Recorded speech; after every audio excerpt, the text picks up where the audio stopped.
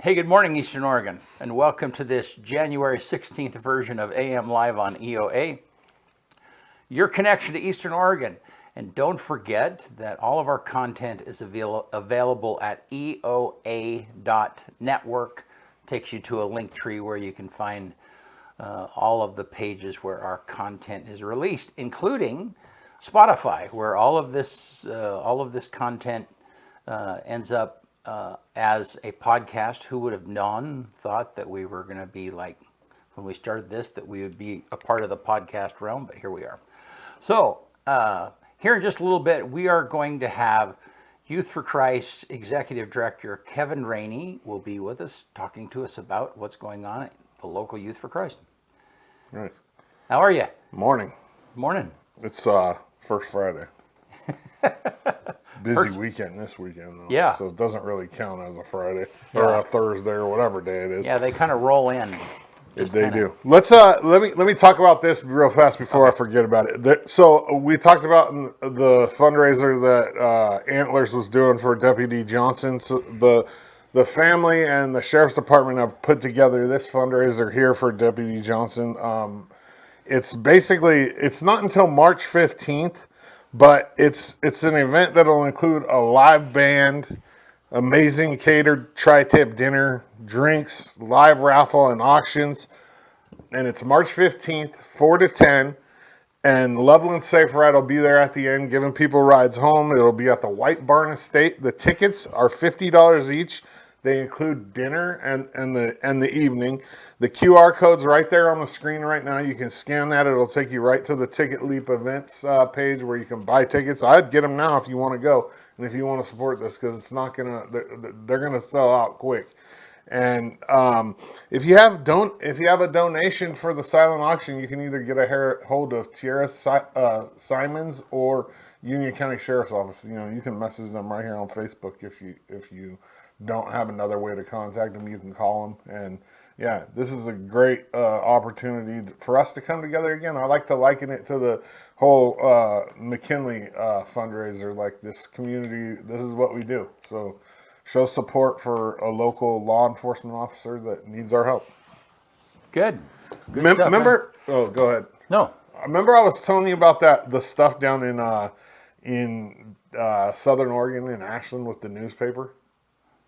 Remind me. Like they closed in like 2023, right? Okay. And something or somebody has still been putting out news stories from this place. Okay. Well, OPB I dove into it because I was interested in it. I was like, what the heck's going on here? Well, the managing news editor for OPB, Ryan Haas, went in and did an investigation, basically, and come to find out that for like the last 2 years, it's been AI writing these stories. Yeah, it's crazy. I'm gonna put a link to the YouTube video from OPB in the comments. It's been AI doing the news for Ashland. So the name of the newspaper was the Ashland Daily Tidings. Right. It's been around since 1876. It closed in 2023. Right. And for the last almost 2 years, it's been an AI. 8 different AI personalities have been writing and contributing to this. And basically what it says is, why do the editor from OPB says, why do all the articles posted here seem vaguely familiar? And who are the reporters who's writing them? And he dives in. I put a link to the YouTube video, and I also put a link to the article on OPB about the whole situation. But they're one of the questions that it brings up is like, is there going to be a need for news anymore? You know what I mean? Like, or is AI just going to handle it? You know, it's crazy. Well, but I think the thing that doesn't make sense though is somebody's got to be generous. Somebody's got to be telling the AI to do it. You know, I mean, I don't think AI is to the point. I don't know. We'll have to ask Justin that question when he's back. I wouldn't put it past it. Yeah. You know what I mean? Like in a framing of like, hey, anything, and I don't know how you would word it to AI, but anything newsworthy that you see on the internet, Yeah. rewrite it and put it out. Yeah. And you know what I mean? That's how it's got to be. I don't know. Well, I'm sure there's a human involved somewhere. I don't think like the machine just taking over. You know what I mean? Yeah. But for basically a newspaper that existed for over 100 years is being all operated by maybe one person, you know, at the most one person. Right? Well, and that makes sense, you know. So yeah, and if you all did not see Tuesday's story or Tuesday's version of this show, be sure and check it out, because Justin Montgomery, who is a local AI expert, came and talked to us about AI and the development of it and how it affects us, and he's going to be back again, not next Thursday. Anyhow, he'll be back for the part 2 in a couple of weeks for that. Yeah. Since then, I got that thing on my phone. Yeah. And been playing with it. Yeah. Chat GPT. Mine has a name. Yeah. Stuart. Yeah. Calls me by name and everything. Have a conversation with him. Well, I thought it was very funny. I mean, it was very, because in the prompt in the show, at the end of the show on Tuesday, you should look at it. At the end of the show, he talks to AI and says, "Hey, will you greet Brent and Dodsey?" And it said your name correctly. I mean, it didn't even hesitate. Which is weird, because most of the time people butcher it. Yeah. I'll bet you it wouldn't spell it right, because nobody ever spells it right online. Like, they either put one D or, you know, it's just my last name with a Y on it. Right. But people will put an E in there, or Yeah. I wonder if it would spell it right. It got my name right. I mean, Kyle's not an easy, like, phonetically. Yeah. Kyle's one of those ones that, you know, like, the computer messes up a lot. Like, it'll say Kile or, you know, because it's a weird placement of vowels and consonants. And it nailed good morning, Kyle. Yeah. Yeah. Well, interesting. And somebody, we'll have to talk to Justin about this too, because I had read an article recently that if you ask AI to generate a clock that says 3:30, like a traditional clock, that it can't do that very well, because all of the samples of clocks out there, like if you have, anyhow, are like around 10:02 or 10:05 or something. I mean, when studio photographers are taking pictures of clocks to sell, there's kind of a standard time that they put, and so it doesn't really have samples. Yeah. Anyhow, I don't know if that's true or not. That's wild. Yeah. Well, hey. I did not know that. You want to do sports? Let's do it. All right.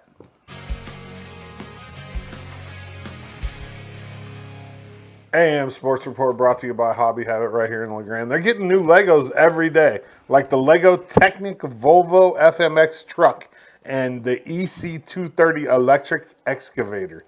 The excavator toy comes with opening doors and tons of features. See it swivel 360 degrees on its tracks, then use the pneumatic pump to lift and lower the scoop. Young construction site fans can imagine working on a modern site as they lift and lower the charging station using the scoop and chains. Ready to attach it to the excavator toy. 411 First Street right here in LeGrand. Hobby Habit, just for the fun of it. LHS Boys and Girls Wrestling are in Redmond this weekend for the Classic. That's a big tournament. I'll keep you guys updated over the weekend. I got my people on the ground in Redmond to get me pictures, and Track Wrestling will keep us updated throughout the weekend. LHS Boys Hoops hosts Nissa tonight for a non-league contest, 6:30 p.m. The boys are 3-10 on the season, but they did win their GOL opener versus Ontario a couple days ago, which was awesome. I mean, it's a big win, and they're looking to win back-to-back games for the first time this season. LHS Girls Hoops goes to Central Oregon tomorrow and will play Mountain View at 6:30 p.m. and then Redmond on Saturday at 2. Both of these games are non-league, and the Tiger Girls look to better their record. They're 9-2 on the season. They're tough this year. They're definitely a playoff team that's looking to make a run. EOU men's and women's hoops are at home this weekend after both teams lost to their travel partner College of Idaho on Tuesday. It was sad, man. EOU was the women were kind of out of the game the whole game. They lost, and then the men were up. This is the number 2 at the time, number 5 now, but number 2 at the time team in the country they were playing on the road. They were up by 2 at half, and then College of Idaho comes out in the second half. They ended up beating EOU by like almost 30, and it was tough. The women's team plays Warner Pacific tomorrow night at 5:30 in Quinn, and Multnomah on Saturday at 3, while the men tip off at 7:30 tonight against Warner Pack, and then 5 on Saturday versus Multnomah. EOU men's wrestling is in Salem on Saturday for a duel with Corbin. I want to say Corbin's in the top 10 right now in the country. They're tough. It's going to be a tough duel for EOU. We dropped the first duel with them. I think I don't remember the exact score, but I think EOU wrestling's struggling a little bit right now. I don't know if it's injuries or what. We still have the third-ranked wrestler in the country at 184 in Kyle Knutson, and I'm sure Azure will get this ship righted and get these guys ready for nationals. The women traveled to Olympia to duel Evergreen State on Saturday and wrestle in the Evergreen Open on Sunday. And Sports Report brought to you by Hobby Habit, just for the fun of it. All right. Good stuff. Thank you, man. Yep. All right. Well, let's look outside and see what we got out there. It's like this chilly. Clear. Yeah. Yesterday morning, I went up and ate with Tanya at the hospital, and I could see the elkhorns, which you just don't see that very often. It's not so clear often that you can do that. So, all right. I wonder if we're ever going to get smoke up here from California. Who knows? Let's look at that weather graphic, Bennett. So 27 tonight, and then the wind is blowing today, 22 miles an hour. I see on Sunday it's going to drop down to the lowest it's been all year, right there. Yeah. 13. So starting tomorrow, it's going to be much colder in the evenings, in the teens. Yeah, and it's not on Saturday, Sunday, Monday. It's barely going to be above freezing all day. Yeah. So it's going to get chilly. But no precipitation, so no snow, which is. Yeah, that's not good. I'm good. But I know you think it's good, but it's not good. Yeah. We have. Well, why is it not good? We have plenty of snow in the snowpack. Yeah. The people, if you talk to anybody that talks about water, and that kind of stuff, all the snow is where it needs to be. Yeah. Yeah. We'll see. All right. Well, hey, glad that you guys are here with us today. And here in just a second, we will have Kevin Rainey from Youth for Christ will be with us. We'll be right back. Eastern Oregon is full of interesting people, with interesting minds and interesting things to say. Here at EO Live, we're committed to connecting you to these intriguing people with EO Talks. We let our special guests share their ideas and life experiences with deep, open, engaging, and inquisitive conversations. You'll also be informed in depth on some of the most recent and relevant events, issues, and more. EO Talks on EO Live, your connection to Eastern Oregon, now on Roku.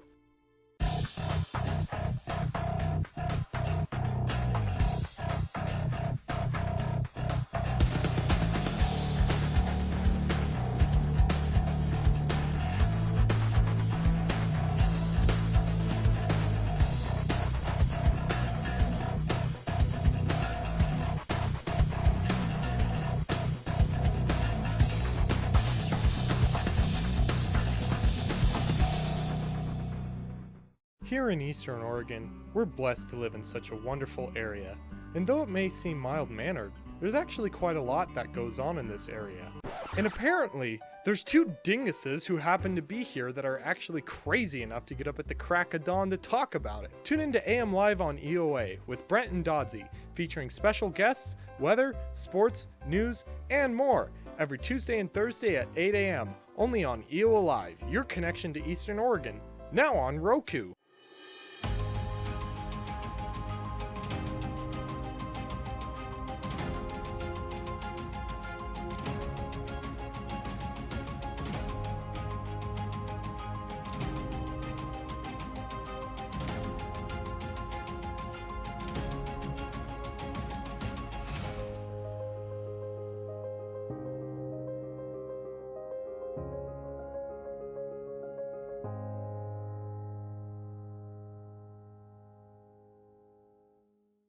out and Yeah. all the goodies you get.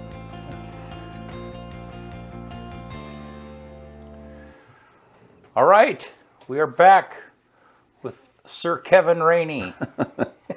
How are you guys this morning? Good, man. How about yourself? Doing good, doing good. Good. So, man, you and Kim have been there now. What did you say? 21, 22 years? 23 years in youth ministry and 18 now at Eastern Oregon Youth for Christ. So, Wow. Yeah. been a little while. Yeah. Yeah.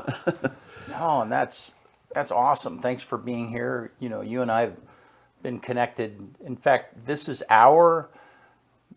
we haven't talked about it much, but this is our 15th year in business. Wow. Yeah, and so Congrats. yeah, even And I think all 15 you've done our banquet videos right, yeah, and stuff. so, we've been So I connected mean, for one a of the long very time.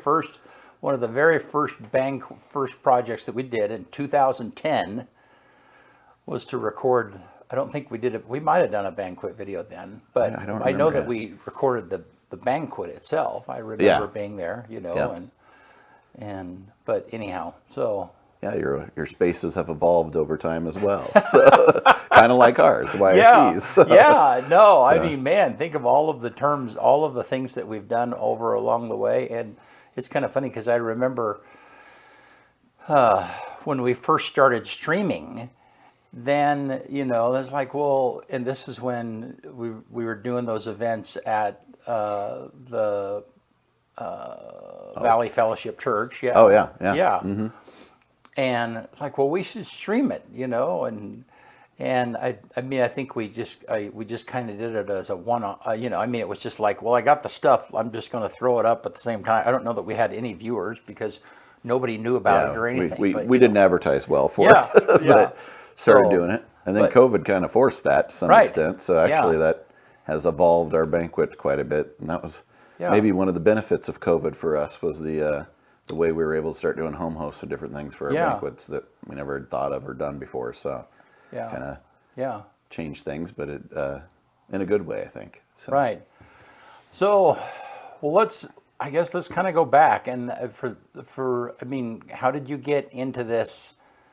You know, I've heard this story many times, but when you went to high school at I was LeGrand at High School. LeGrand High School. Yeah, I'm and you born were a and raised here. knucklehead, as you called yourself, right? Yes, for sure. I was not always the good kid. So, Yeah.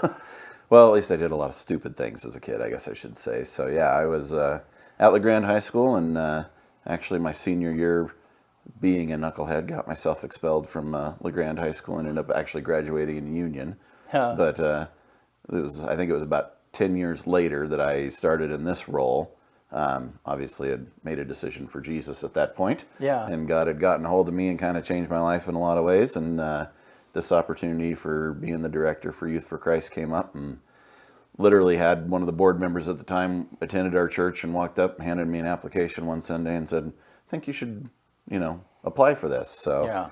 well, here we are 18 years later. Yeah. So I got that position. It was pretty amazing to be able to go back onto campus the first few times there after getting the position, and there was still a lot of the same faculty and stuff from when I had attended school there. So they knew me as a knucklehead, and you know, I'm going, well, yeah, I'm the Youth for Christ guy in there. What? Yeah. You're what? You know. Yeah. So that was pretty cool.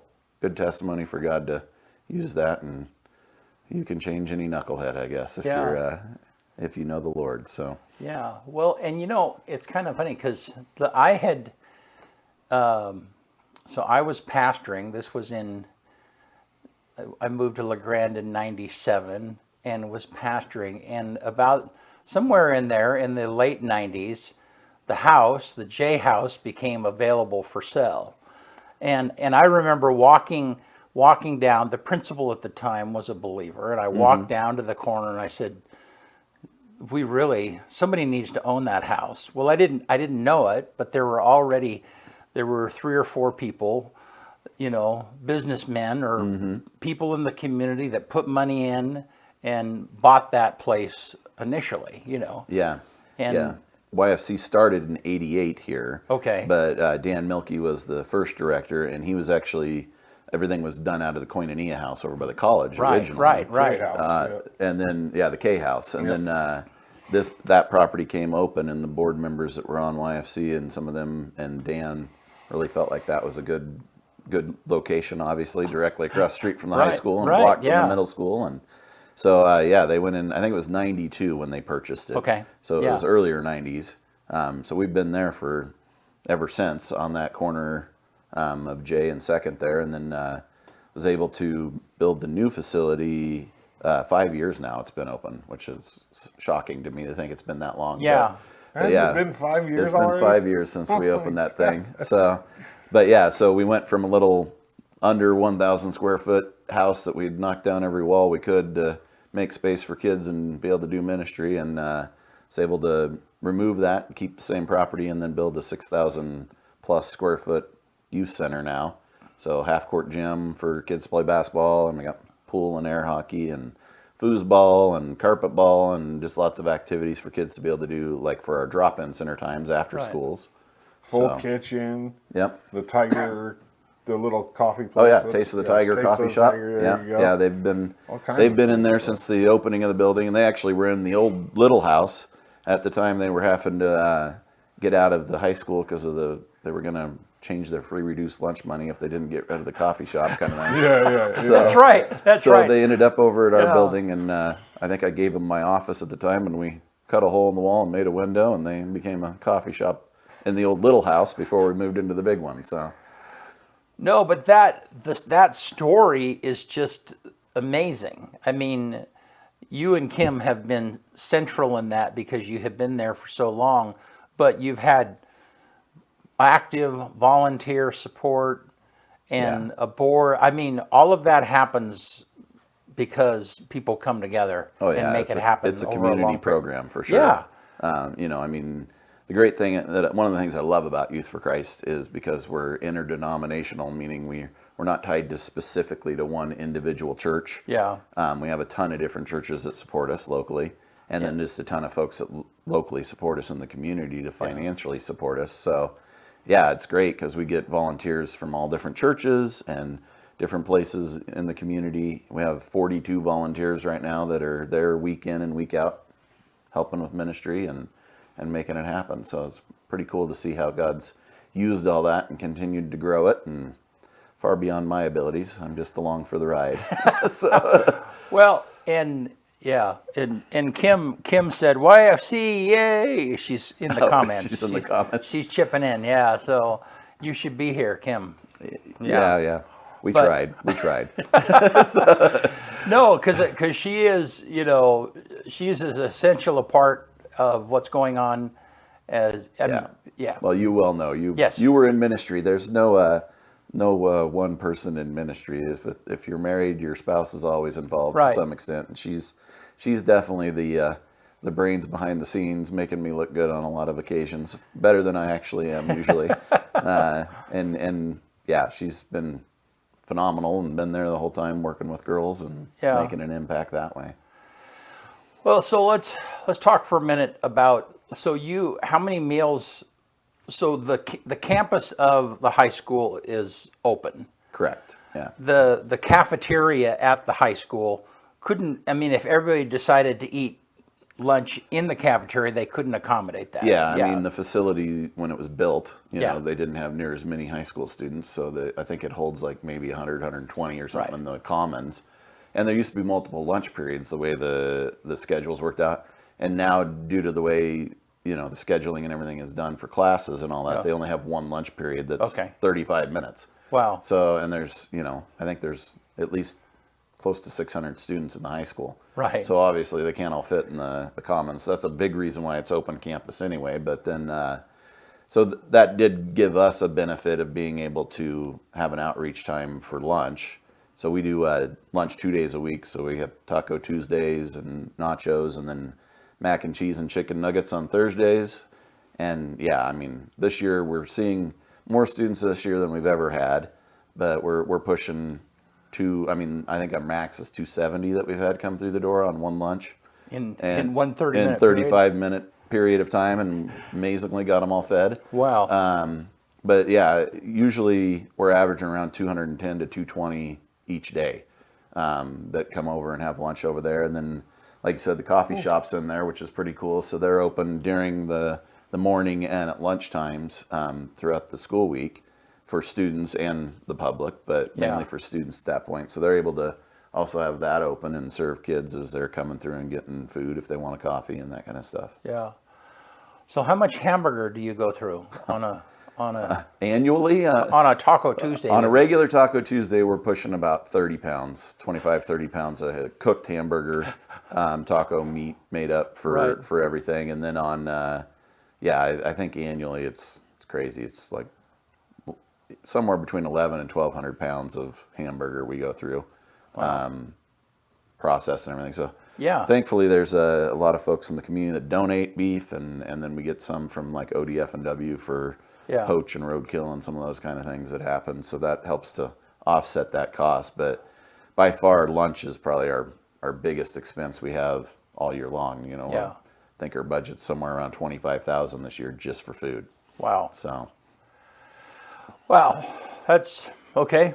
Yeah, it's a lot. Yeah. And thankfully, like I said, we have in those 42 volunteers, we have a huge group of adult volunteers that are coming in, and they prep that food and prepare it and serve it week in and week out for those kids. And I get to stand at the door and check kids in and talk to kids. So it works really well for what we're doing, and it's kind of a well-oiled machine, so I stay out of the way. Right. Most days. So now how do they pay your salary? Just talk about that. So, Youth for Christ, we're a mission organization. So I'm basically the same as like a missionary in Africa. So what it is everybody financially supports as you start with YFC. So when I first started, I had to raise my support through different individuals, and then locally and churches and different things like that to help raise a portion of my salary. And then YFC pays the other half of it, kind of thing, usually is how it's designed. So we actually we're in the midst of that right now because we were able to hire one of our former YFC kids. Yeah. Right. So Xavier Hosford started in like 7th grade with us, and it's been with us for 15 years now, either as a kid or as a volunteer for the last 9. And so he was able to just come on January 1 as full-time staff up there to help take care of things. So he's in that process of trying to raise his funds as a missionary as well. But that's basically the best way to describe it. Is it's a lot like missionaries overseas. But the bottom line is you have friends and family and people that you have connected with that are taking care of, and they may or may not be here in the community. Correct. Yeah. They're helping take care of half of your salary. Yes. Yeah. So they financially support it. Without a doubt, they're investing. Yeah. Through you, they're investing in the local LeGrand Youth for Christ. Oh, definitely. They become partners in the ministry and make an impact in the lives of kids. Yeah. And through those lunch times, and then we have our drop-in center also, which is predominantly middle schoolers because, most of the time the older siblings in high school don't want to come hang out with their younger brothers and sisters to run around in a gym after school, and they have a lot more on their schedule. High schoolers do with sports and activities and all that kind of stuff as well. But yeah, so we get a lot of kids over there after school. So we're open Monday through Thursday from 3 to 5, and we get, anywhere from 20 to 70 kids a day, depending on how many show up. Right. And we have a snack time, and they can just kind of hang out and play games and do different things and be kids, and a bunch of adults there to, make sure they have a safe space to do that in, and not kill each other and those kind of things. So yeah. So let's talk about Xavier for a minute, because what a cool story. He was one of the, I remember recording him sitting at a picnic table by the skate park. The skate park wasn't it was pretty new then. It was pretty new then. Yeah. Back then. And him talking about himself and telling his story, and I think he's tell us a little bit about him, because he's a great example of kids right out of the rough. Yeah. For sure. So Xavier moved here, I think, in his 6th grade year, if I remember right, from like the Boise area. And he'll share this testimony, and so I'm sure share it as well. But he lost his dad when he was like 9 or 10, and that really affected him. So obviously, and it would anybody. Right. So he was actually really pretty angry at God when he first started coming.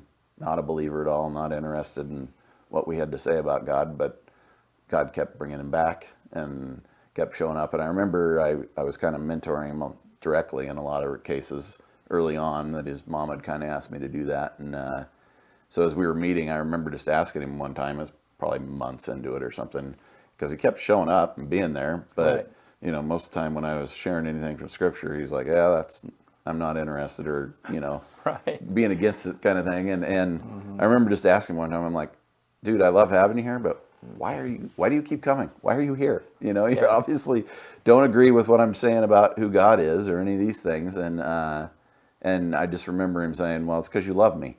And so much of our ministry is relational ministry, where we're able to just engage kids that are having, I mean, all of us have a hard time growing up. You know, it's never easy for anybody.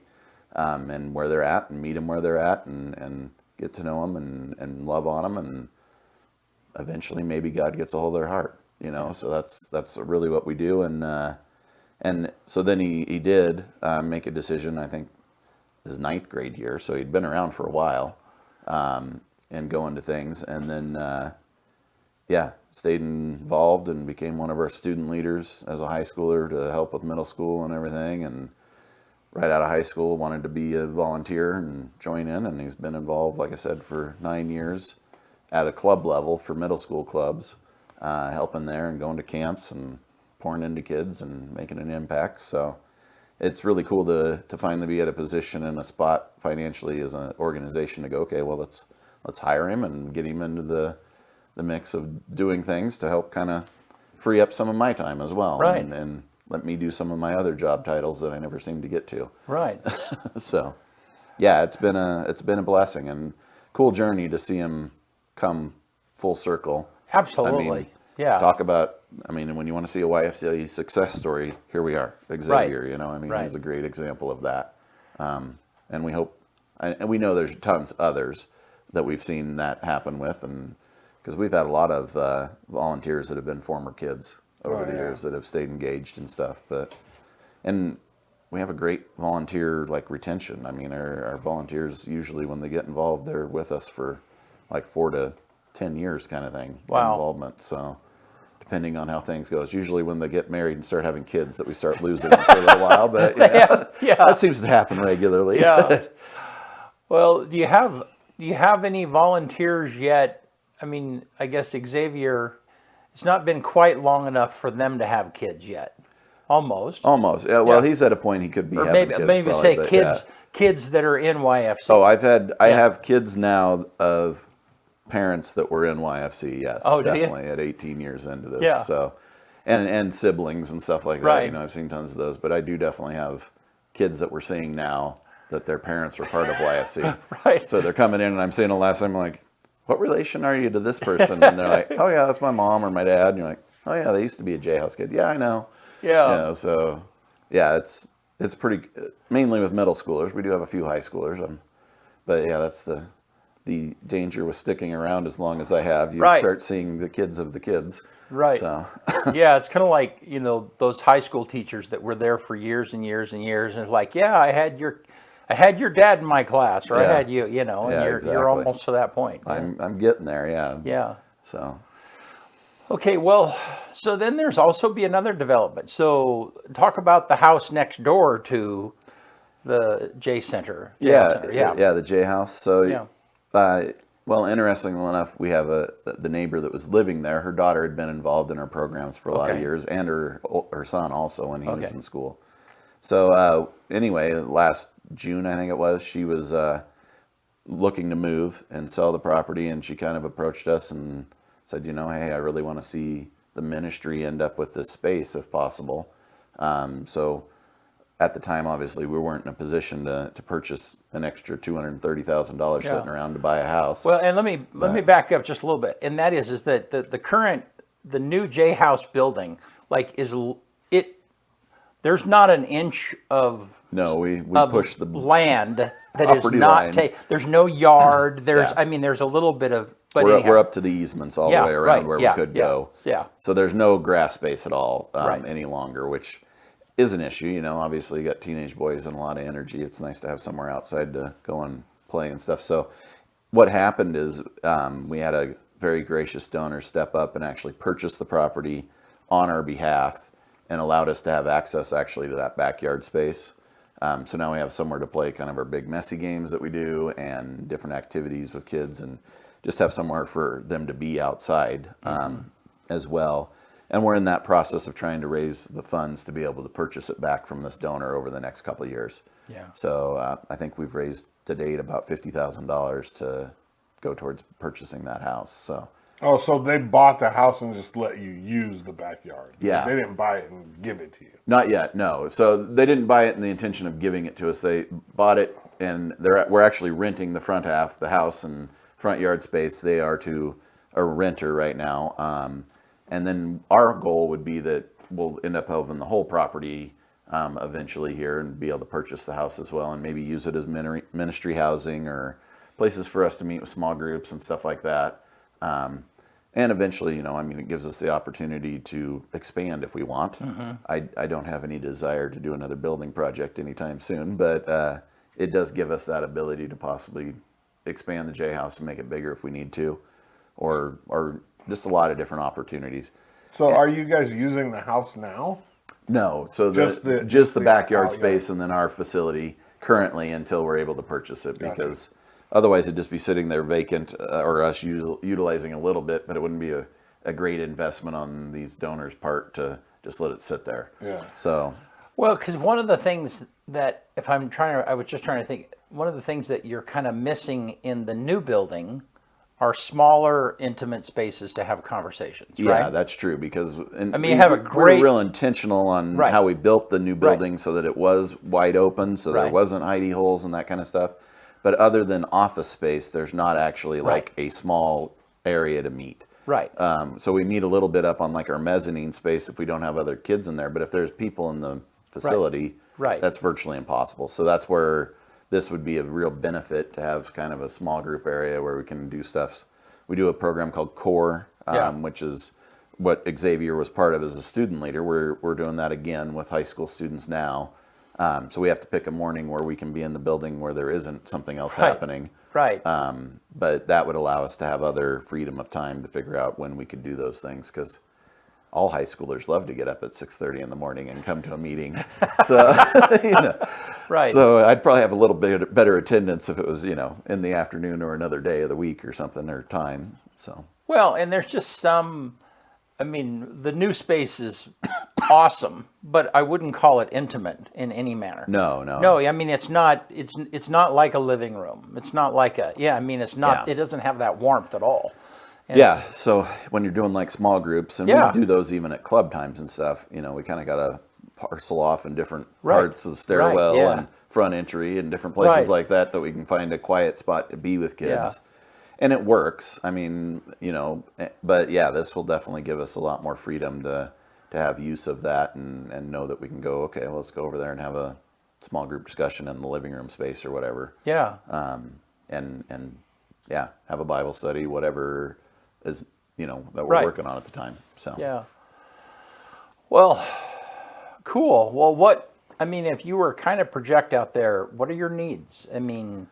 What are things that as you kind of look at the program and it's like, wow, we're just barely on the edge of making this happen, and this would be really helpful if we had this. Sure. We always need more volunteers. That's Yeah. always a necessity, especially at our drop-in center times, because that's always a hard time of day.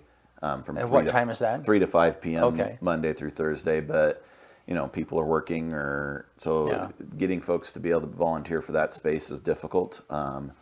So that would definitely be a need, is some volunteers. Financial support, obviously, to be able to continue to feed as many kids as we do and have the programs that we do. We are able to have kind of our own transportation ministry in some regard. We have 4 vehicles that we're able to take kids home from that drop-in center time, and we pick up and drop off kids for our club nights and stuff like that. So just, the expense of that is in there as well. But, I think the biggest things, volunteers and financial support, prayer support, having people get engaged. We're definitely looking to hopefully be able to expand Youth for Christ ministry as well into some of the outlying communities. So we've been in a process of speaking with Carpenter's House Church out in Union about having a joint hire possibly there, where we'd have someone come in that could be a campus life director for Union Middle School and High School, and start doing clubs like we're doing here, there, and then also be part-time youth staff there at the church. Yeah. So trying to look at how we can have a bigger impact on Union County as a whole, because, I mean, unless you have a car, it's pretty difficult for kids from like Union or Cove or Ambler or anywhere like that to participate in what we're doing on a weekly basis. So, you know, one of our mission statements is always to go where kids are. So we're trying to figure out how do we get into those communities to go where kids are. Yeah. So. Well, awesome, man. And so, if somebody wants to volunteer, what would they do? Best thing to do would be go to our website. So the www.eoyfc.org, and there's a Get Involved tab that you can click on and look at volunteering. Obviously, being a volunteer with youth anything, you have to have background checks and all that kind of stuff, and there's a vetting process for all that. But yeah, that's how you kind of get involved, and then you can indicate on there what you're interested in being involved in, whether it's like lunches or drop-ins or our club nights, and how you can get engaged that way. Food donations, in-kind stuff is huge as well. I was going to say that earlier, that, you know, if you have beef and want to donate it, please let us know, because like we said, we're going through a lot of that. But snacks too as well, for like those drop-in center times. You know, we can get store-bought stuff, but it's a whole lot more meaningful for kids when they get homemade things. So, you know, homemade cookies are always better than the store-bought ones. So, but Are you allowed to accept like homemade stuff like that? we are, because we're not in a position where we're giving it away for free. So it's you're basically not like having selling- everybody at our house, but I have 200 and some people to my house every day for lunch, kind of thing. Right. So yes, there is some leeway with us being a nonprofit and a church organization that we're able to do that. And obviously, we vet who those people are. It's not just some random person. no. You can't just show up and I don't know you and hand me food and I'm going to give it to somebody. Random guy off the street, yeah. like, I got these brownies for you. Yeah, exactly. No, that's not how that works. So yeah, we have to have some credibility on who you are. Yeah. But yeah, I mean, we're able to do that, and it's, you know, it's a blessing to be able to see that. And I have a lot of ladies that like to bake and different things that do that for us already to a certain extent, and kids are always excited to see those kind of snacks, and they're better for them and all that kind of stuff too. So Cool. So you have an event coming up. Let's talk about that. And let's talk about the history of your events, and then how we got to how COVID changed that, and tell that story a little bit. Sure. So yeah, like we were saying, for so many years now, we've been doing an annual banquet. It's kind of our biggest fundraiser of the year. So it's coming up now on January 31st is when it is, at 7 p.m. So it's evolved, because it used to be where we would meet and have, like at Valley Fellowship down there, we'd have, 32 tables of people. So we have about 270, 280 people in the room for a live presentation, where we'd have kids share some testimony, and we'd have a keynote speaker and myself get up and talk about the ministries and what's going on. And then obviously it's a fundraiser, so there's an ask involved of trying to raise some funds for the program for the annually. And as that's evolved with COVID and everything, we've now started doing what we call home hosts as well. So and some church partnerships where we have watch parties. So like Grand Reach is one of those churches that partners with us every year to have a watch party, and they'll have 8 tables of people that will be joining out there to watch the programming. We'll have 10 tables at J House for folks to participate and watch the programming as well. And then hopefully about 20 or so home hosts that will actually be able to watch it from their house and watch the live stream that we put up either through your guys' website or ours, and on Facebook, I think, too. So there's multiple ways to be able to watch it. But what's been nice is with that change, it's also allowed, like if somebody's out of town and not going to be able to make it, but they usually attend or something, they can really watch from anywhere, because now it's on the internet. So you can join and watch in from anywhere and participate in what the programming is, and see what's happening in the ministries and get an update. So it's pretty cool to see how that's changed. And like I said, it's kind of funny. It's like you can tell by the personality of hosts. So if they're an extroverted person, they're going to be at J House with a table probably. Right. If they're that introverted person a little bit, they're like, yeah, I think I'll do the home host thing where I can just have some guests over to my house and watch it. But it's also been nice too for a lot of the folks that are in home host, because I mean, you remember when you have 280 people in a room talking, even just beforehand, it's a busy room and hard to hear, and even for presentation purposes, it was always sometimes hard to hear depending on where you were at in the room. Right. And the great thing with being a home host is you're sitting in your living room watching it on your TV with everybody, and everybody can hear, and you have adjustment of the volume and whatever you need to do. So it did add a lot of freedom for those folks to feel like they could actually really be engaged in what was going on. So it's been a good thing. I've been pleased. And if you're a home host, though, you don't have to cook. The food is a part. Yeah, talk about that. So yeah, we have a Class Act Catering has been our caterers forever, and they do a phenomenal job every year. So as a home host, or even at the Grand Reach or J House, those folks are all paying to be hosts. So it's $200, and that covers you and eight people at a table. So 8 people get a catered meal, which is top notch. Right. And a chance to be able to eat beforehand and then see the programming and be a part of it. Yeah. So yeah, that's something we're still looking for. So if you're interested and would love to maybe be a church watch party or a home host or anything, please let us know, because love to get you involved and have an opportunity to be a part of it and enjoy some of the good food, hopefully. Yeah. So, What's the menu? You know the menu? yeah, we're doing. So they do a fontanini beef, which is phenomenal every year, and then we have an Alfredo chicken. There'll be what they call killer potatoes, which is like potatoes with everything in them that you probably shouldn't have, but they're good for you. I think green beans, they have a roll assortment that they do every year, and honey butter and all sorts of good stuff with that. And then there's a couple different salads. They do like a strawberry, or I think we're doing a pear salad this year, changing it up a little bit. And broccoli salad, I believe, was the other thing. And then they do like a dessert buffet. So they basically have like 4 or 5 different options of desserts that you get.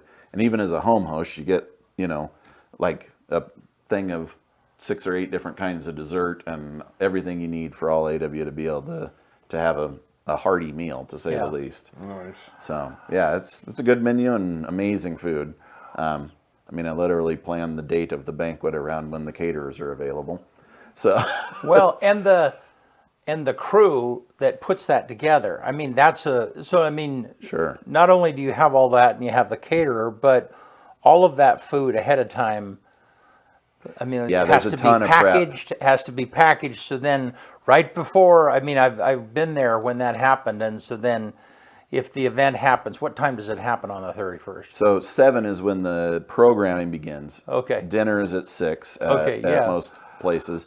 And if you're a home host, whenever you want to set Right. that So dinner the whole afternoon of the 31st, it's busy. people are coming by and they're picking up their food to take we home. have to go and- packs. So Yeah. there's like a grocery bag that's full of warm food and a grocery bag full of the cold food and all the toppings. And you Yeah. basically get to take home and put it into your serving dishes and keep Yeah. things warm that got to be warm, and No, have it no. ready when people show up. And then on top of that, the caterers turn around and do a buffet style there at J House, where they Right. set it up full on for people to walk through and do and everything. So it is a lot, definitely for them, and they have an amazing group of volunteers that works with them every year. And then we bring in a ton of folks as well, Yeah.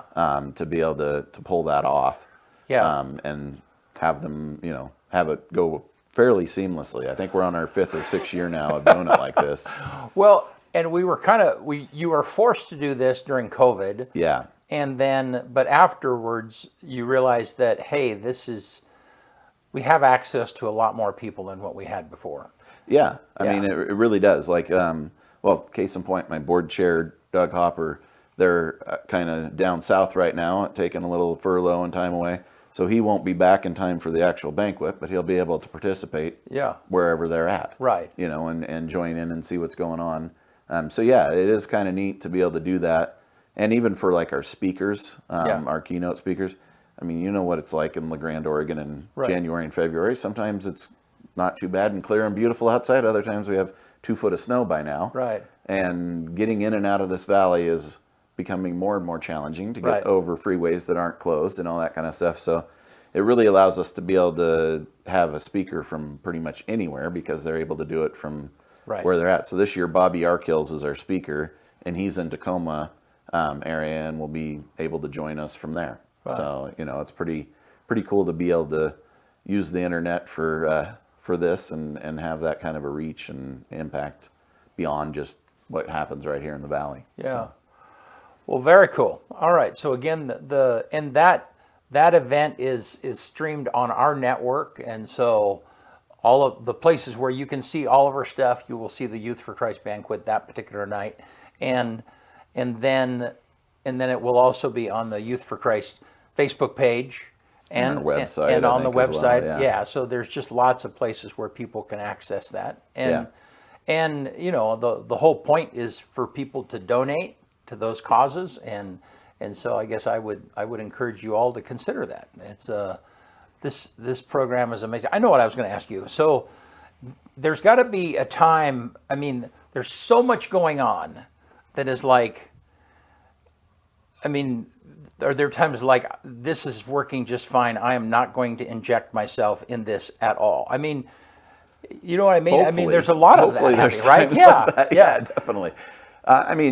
That's kind of the nice thing with the Right. Xavier coming on too, is it's freeing up some time of he can handle the drop-in center time, and I can go have meetings with people that I Right. need to have meetings with, or like this expansion we're trying to do. So, yeah, there are definitely times. I feel like the banquet is one of those things that we've kind of done it well for a lot of years. So if it ain't broke, don't fix it kind of thing. Right. So, continue to do it the way it is. Yeah. And we do always have a fairly lofty goal with our banquet. I mean, we're looking to raise $50,000 Right. For the programming, for the year. So that's a pretty big impact from this community and beyond. And so we're definitely eager and prayerful to see what God's going to do through that. But yeah, it is nice to.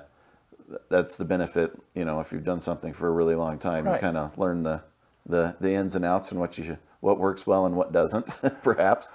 But we're always still learning, Right. But there's a certain amount, and you know this through leadership, there's a certain amount of things of like when a volunteer, and there's a lot of people that don't get this, but volunteers are the most sacred thing that there is. Oh, definitely. Yeah. I mean, they are, not too long ago, I had this conversation with a paid staff member of a church. It's like, you got to know, the volunteer is more important than you are. Because, you can be hired or replaced. Yeah. If the volunteer gets upset, they can be gone forever. I mean, and No, volunteers are the lifeblood of anything you do, and Right, and yeah. their involvement right, and so, but with that, you have to give that volunteer a certain amount of ownership and freedom to do, and No, and then that's the nice thing is we have really good volunteers that are right, yeah. engaged in doing most of the ministry. Like I said, lunches, I never touch food once, Right. other than to eat it myself after Right, the kids are gone. right. So, but most of the time they're the ones handling all that setup, prep, and cleanup, and serving, and all that. The same thing with drop-in. I mean, they're the ones that are there Yeah. day in, day out, pouring into these kids and doing 2-on-1s and appointments with them and know what's going on in their lives. So yeah, I learned a long time ago, and it was actually when Kim and I were trying to volunteer at a church function that we were at, and I think it was some sort of a potluck, and there was a lot of ladies at the church that had just done it for a long time. Yeah. And there wasn't a whole lot for Kim and I to do, so we ended up spending a lot of time standing on the wall. Yeah. And we both looked at each other and went, let's never do this to our volunteers. Right. Let's make sure that they always feel like they have ownership and involvement and they're doing something when they're there. Right. So yeah, there's much of it that if I've asked a volunteer to do something, even like driving or anything like that, sure, I could do that, but that's what I've asked them to do. So why would I take their task away from them? Let them do it, Yeah. and get out of the way. Right. Let them And that's engage. it. That is so important for leadership. Is sometimes it's like, yeah, man, the best thing I can do is just let them do their thing. Yeah, definitely. Yeah. Well, Kevin, thanks so much for being here. And Definitely. Kim, if you're still watching, thank you for what it is that you do. Yeah. And man, I'm proud of you guys, and I use that word weirdly because when somebody says they're anyhow, I won't go into it. But you guys have demonstrated that, one of the most important things that a volunteer or that leadership can do is just keep doing it. Yeah, be No, consistent. yeah, nobody, yeah, I mean, nobody's good at it at first. Everybody's just kind of finding their way. Everybody makes mistakes, but people who stay at it a long time, learn from their mistakes, you know, and just keep pushing, you know, it's going to get better. Especially with kids. Kids don't like flakiness. I mean, if they, you know, They know right away. Yeah, they how know right involved away. you It's are. like, oh, they're only here for a couple of years and then they're moving on. Yeah, You know, they if can you're sniff phoning that it a mile in, they away. know. Yeah, So, yeah. So for sure. Well, yeah. thank you. Yeah, it's been awesome to be able to partner with you guys as long as we have, and Yeah. see your guys' growth as an organization as well. And Yeah.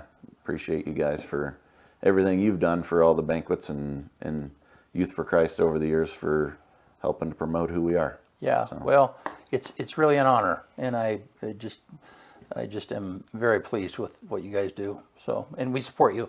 So, all right. Hey, Okay. you want to get us out of here? Let's do it. On this day, what is today? January 16th? 1547. Ivan the Terrible, at the age of 17, crowns himself the first Tsar of Moscow. 1868 on this day, the refrigerator car is patented by William Davis. And he got his start as a fish dealer in Detroit and was sick of the fish going bad. So he's like, man, we need to put some sort of refrigeration on wheels. 1919, on this day, the 18th Amendment of the United States Constitution, authorizing the prohibition of alcohol, is ratified by a majority of the United States states. 2016, on this day, the first ever flower grown in space, a zinnia, aboard the International Space Station using NASA's Veggie system. 2020, on this day, former Sacramento State softball player Alyssa Nacken becomes the first woman to hold a coaching position on an MLB staff, Major League Baseball, when she was named an assistant for the San Francisco Giants. The number one song in America on this day, 20 years ago, 2005, Over and Over, Nelly and Tim McGraw. And the quote of the day comes from Albert Einstein. One cannot help but be in awe when he contemplates the mysteries of eternity, of life, and of the marvelous structure of reality. One more time. One cannot help but be in awe when he contemplates the mysteries of eternity, of life, and of the marvelous structure of reality. All right. Yeah. Good stuff. Hey, Yeah. thanks, Kevin. Thank you guys. Appreciate you having me on. Appreciate you being here. All right. We'll be back next Tuesday. Yeah. See you soon.